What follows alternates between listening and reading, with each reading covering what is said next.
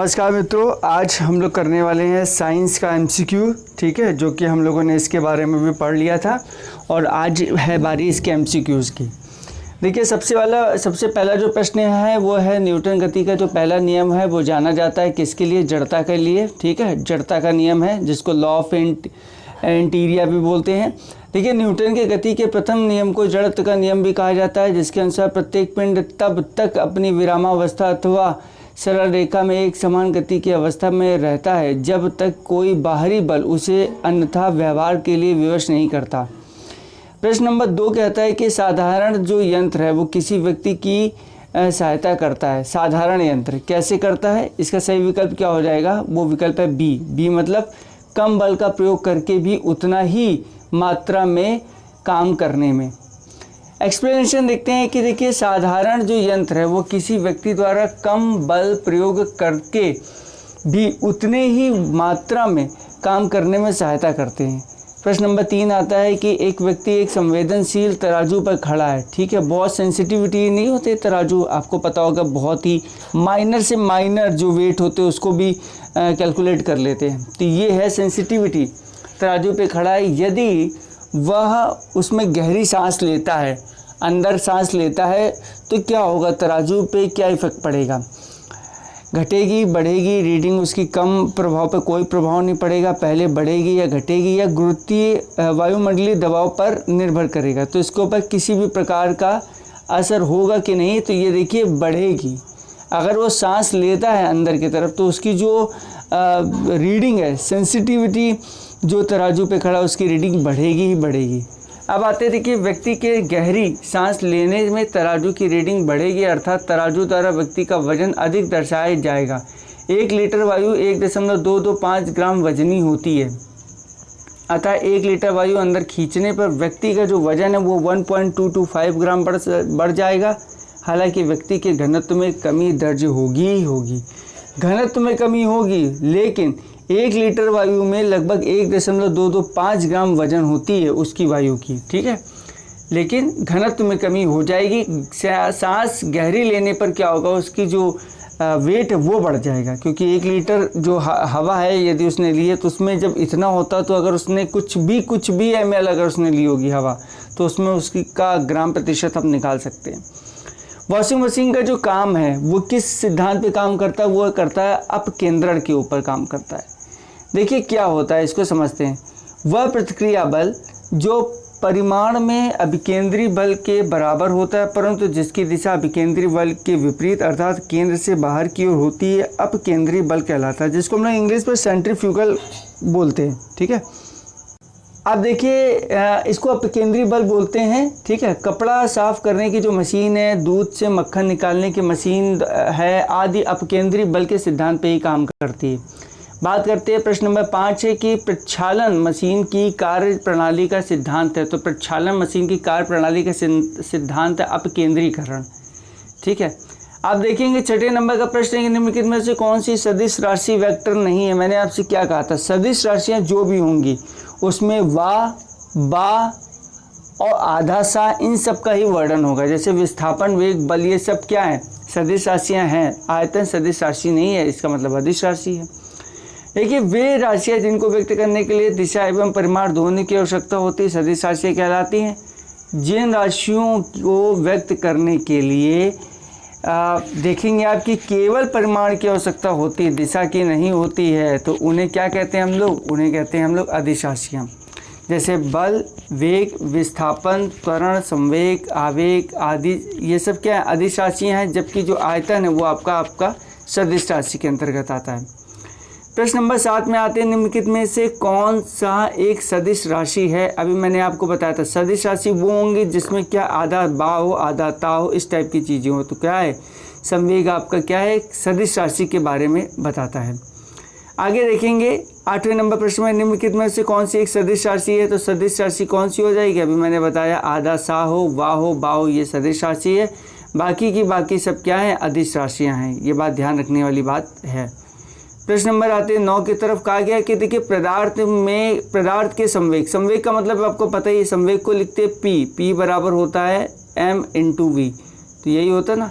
तो संवेग यही है, तो पदार्थ के संवेग और वेग के अनुपात में कौन सी भौतिक राशि प्राप्त होती है? तो वो होती है द्रव्यमान, जिसको बोलते हैं m। देखिए साफ साफ लिखा है, पदार्थ के संवेग तथा वेग के अनुपात में, संवेग और वेग के अनुपात में, संवेग कितना होता है p, वेग कितना होता है v, इसके अनुपात में कौन सी राशि होती है? तो वो द्रव्यमान m निकल के आती है। ठीक है ना।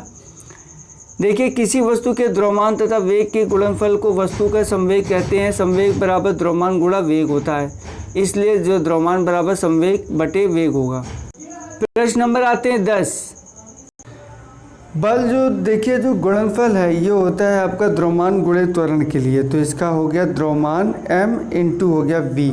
ठीक है a, तो द्रव्यमान गुणे त्वरण होता है, ये F बराबर होता है, ये फॉर्मूला ही है। ठीक है, देखते हैं कि देखिए बल व धक्का ये खिंचाव है जो एक वस्तु द्वारा किसी दूसरी वस्तु पर आरोपित किया जाता है, बल कहलाता है। बल बराबर होता है द्रव्यमान गुणे त्वरण, F बराबर m इंटू a। प्रश्न नंबर 11 की तरफ आते हैं कि यदि किसी घन के आयतन और पृष्ठ क्षेत्रफल को निरूपित करने वाली संख्याएं समान हैं तो उस घन के किनारे की लंबाई माप की इकाई में होगी, तो वो क्या होगी? तो डी इसका सही आंसर हो जाएगा। देखिए क्या है, जो घन का आयतन होता है वो होता है आपका भुजा क्यूब। ठीक है, तो यहाँ पे यदि आपने एक लिया, भुजा की जगह एक की जगह आपने एक ले लिया, तो क्या हो जाएगा? एक का क्यूब। घन का पृष्ठ होता है 6a स्क्वायर, तो 6a स्क्वायर, तो देखिए a की जगह l है, लंबाई है, दोनों आपस में क्या हो जाते हैं? समान है। तो देखेंगे ये स्क्वायर है, क्यूब है, तो आप यहाँ से कर सकते हैं l की जो वैल्यू आएगी वो 6 के इज इक्वल आएगी। ठीक है ना। बढ़ते हैं प्रश्न नंबर 12 की तरफ। कहा जा रहा है कि ऊर्जा संरक्षण का आशय है। ऊर्जा संरक्षण के आशय के बारे में बताया जा रहा है। तो देखिए ऊर्जा ना तो सृजन हो सकता है और ना ही विनाश हो सकता है, यही एक ऊर्जा संरक्षण का आशय है। तो ऑप्शन नंबर क्या होगा? डी विकल्प बिल्कुल सही हो जाएगा। ऊर्जा संरक्षण के मूल सिद्धांत के अनुसार ऊर्जा का ना तो सृजन हो सकता है और ना ही ऊर्जा का विनाश हो सकता है। इस बात को आपको ध्यान में रखना है। ठीक है, बढ़ते हैं प्रश्न नंबर नेक्स्ट की तरफ। नेक्स्ट नंबर का प्रश्न है कि हवाओं में ऊर्जा होती है। हवाओं में ऊर्जा होती, किस प्रकार की ऊर्जा होती है? वो होती है आपकी केवल स्थितिज ऊर्जा। ठीक है, सिर्फ स्थितिज ऊर्जा होती है। आप देखेंगे यहाँ पे कि बहती हुई हवा में केवल गतिज ऊर्जा होती है। हवाओं में गतिज ऊर्जा को ऊर्जा के अन्य रूपों द्वारा विद्युत या यांत्रिक ऊर्जा में परिवर्तित किया जा सकता है। प्रश्न नंबर 14 की तरफ आते हैं। वायु जो शक्ति है वो विंड पावर में ऊर्जा का कौन सा रूप है जो विद्युत ऊर्जा में परिवर्तित होता है? तो इसका सही विकल्प क्या हो जाएगा? ए बिल्कुल सही है। देखिए गतिज ऊर्जा, गतिज ऊर्जा होती है आपकी हाफ mv स्क्वायर।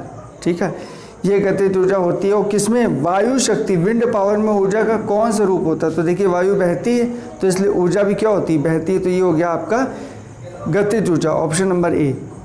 बहती वायु में उत्पन्न की गई ऊर्जा को पवन ऊर्जा कहते हैं और पवन ऊर्जा के उत्पाद के लिए हवादार जगहों पर पवन चक्कियों को लगाया जाता है, जिसके द्वारा वायु की गतिज ऊर्जा मतलब यांत्रिक जो ऊर्जा है ऊर्जा में परिवर्तित हो जाती है। इस यांत्रिक ऊर्जा को जनरेटर की मदद से विद्युत ऊर्जा में परिवर्तित किया जा सकता है।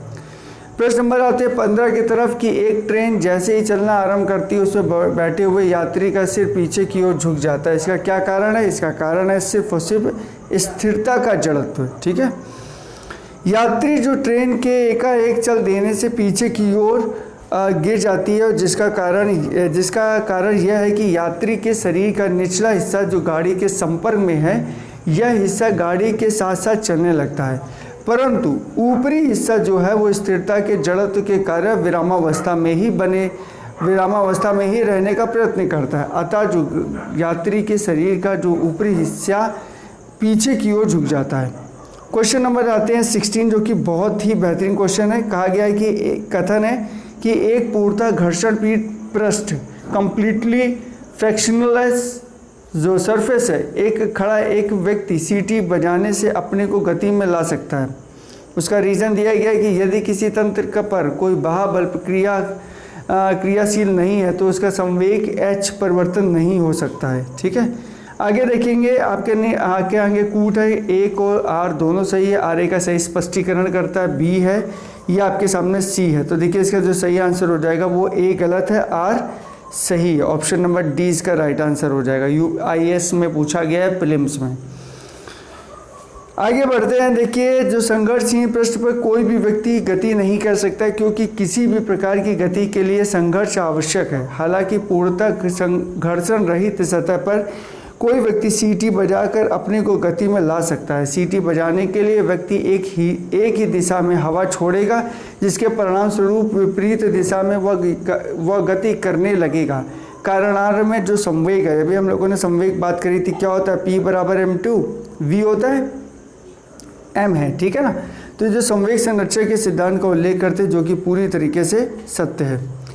प्रश्न नंबर आते हैं हम लोग 17 के ऊपर। 17 नंबर का प्रश्न क्या कह रहा है, कहता है कि सड़क पर चलने की अपेक्षा बर्फ़ पर चलना कठिन है। क्यों कठिन है सड़क पर चलने की अपेक्षा बर्फ़ में चलना? इसलिए कठिन है क्योंकि बर्फ़ में सड़क की अपेक्षा क्या है, फ्रैक्शन कम होता है। फ्रैक्शन मतलब घर्षण बहुत कम होता है। बर्फ़ बहुत चिकनी होती है, आप उसमें जाते हो फिसल जाते हो, और जो सड़क है उसमें खुरदरी होती है, डामर की बनी होती है, इसलिए वहाँ पे जो चीज़ है वो वहाँ पर ज़्यादा फिसलती नहीं है, ठीक है।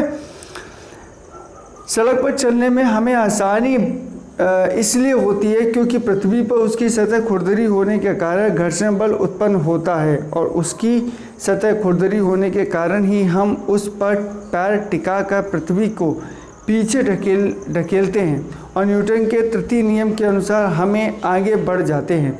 इसके विपरीत बर्फ़ में सड़क की अपेक्षा घर्षण कम होने के कारण उस पर चलना सड़क पर चलने की तुलना में कठिन है।